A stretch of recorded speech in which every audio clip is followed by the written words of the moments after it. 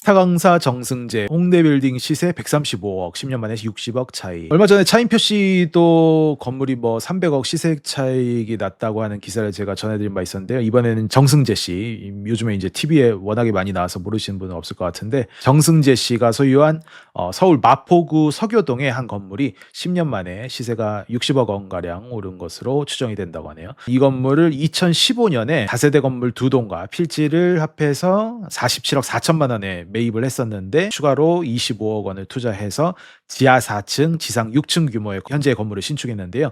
이 건물의 시세가 지금은 한 135억 원 정도로 평가되고 있다고 합니다. 이런 가치 상승의 주요 원인은 뭐 아무래도 입지적인 장점 때문이겠죠. 해당 건물이 홍대 입구역에서 도보 6분 거리에 위치해 있어서 접근성이 매우 뛰어난 편이고, 뭐 홍대니까 아무래도 주변에 다양한 상업시설 같은 것도 밀집되어 있으니까 그런 것 같습니다. 월세 100만 원 시대, 하는 금리 못 낮춘 이유 들어보니 이제 뭐 월세 100만 원 시대라는 말이 나올 정도로 급격한 상승세를 보이고 있죠. 지난달에 서울의 주택 월세 중위 가격이 98만 원을 기록하면서 사상 최고치를 경신했는데, 이는 올해 1월 대비해서 거의 한 5%, 10년 전과 비교하면 무려 30%나 오른 수치라고 합니다. 주택 월세 통합 가격 지수도 2021년 6월 이후에 최고 수준에 달했다고 합니다. 이러한 월세 상승은 주로 수도권 집값 급등에 영향을 받았습니다. 한국은행은 이러한 주거비 상승 현상이 물가 불안을 부추길 수 있다고 판단하고 있습니다. 지난달 금융통화위원회는 기준금리를 연 2.5%로 2회 연속 동결했는데, 5명의 위원이 3개월 내 인하 가능성을 열어두었으나, 1명의 위원은 집값과 가계부채 리스크를 이유로 연내 동결을 시사하는 소수 의견을 냈었죠. 이는 하느니 금리 정책으로 집값을 직접 잡을 수는 없더라도 유동성 과다 공급으로 인한 시장 불안정은 막겠다는 의지를 보여줍니다. 빈 땅 없는 서울 공급 나올 곳은 재건축 달동네 개발 유력. 주택 공급 부지를 찾기 어려운 서울시가 정밀 공급 전략으로 돌파구를 찾고 있습니다. 핵심 전략은 재개발 재건축 사업을 가속화하는 신속통합기획과 소규모 저층 주거지를 묶어 개발하는 그 모아타운이죠. 신속통합기획을 통해서 정비구역 지정기간을 평균 5년에서 2.5년으로 단축하는 것을 목표로 하고 147곳이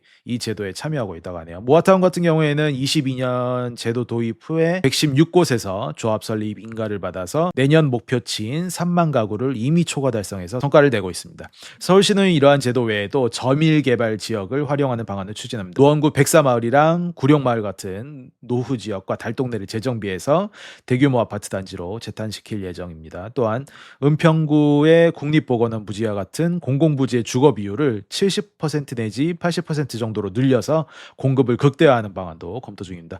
서울시는 고도지구 규제 완화, 상업지역 내 비주거 비율 완화 등 도시계획 규제도 전방위적으로 정비하면서 민간주도 사업에 공공기관의 신뢰성을 결합하고 있습니다. 3기 신도시 정비사업 유휴부지, 이재명 정부 첫 공급 대책 묘안 나올까? 다음 달 초 수도권을 포함해서 전국 주택 공급 대책을 발표할 예정이라고 합니다. 이 대책은 공급 불안 심리를 해소하는 것을 목표로 하고 3기 신도시, 도심 유휴부지, 재건축 재개발이라는 세 가지 핵심 축을 중심으로 추진됩니다.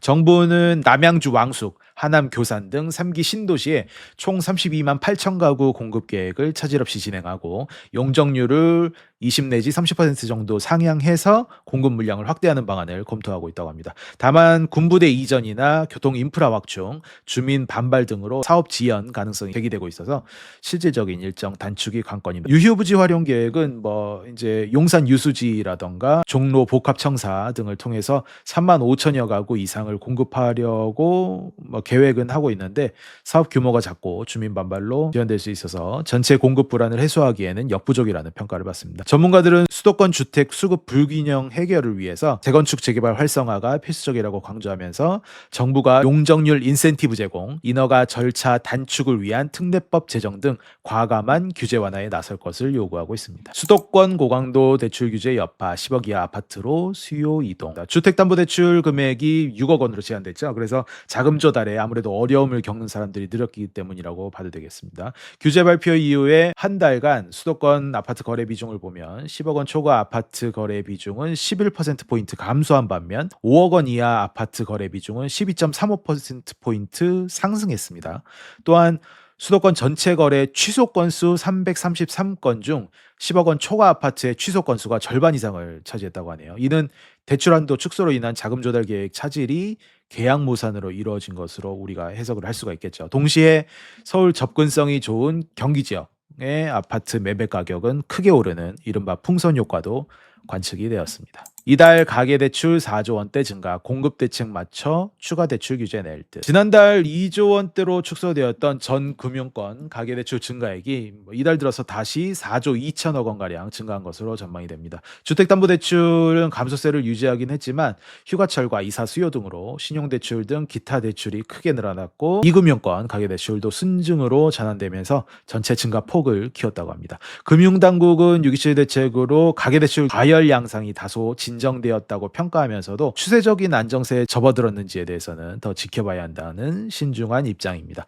규제지역 무주택자 LTV를 현행 50%에서 40%로 강화하거나 전세보증금 반환보증 담보인정 비율을 낮추는 등 전세대출 축소 방안이 검토될 것으로 예상하고 있습니다.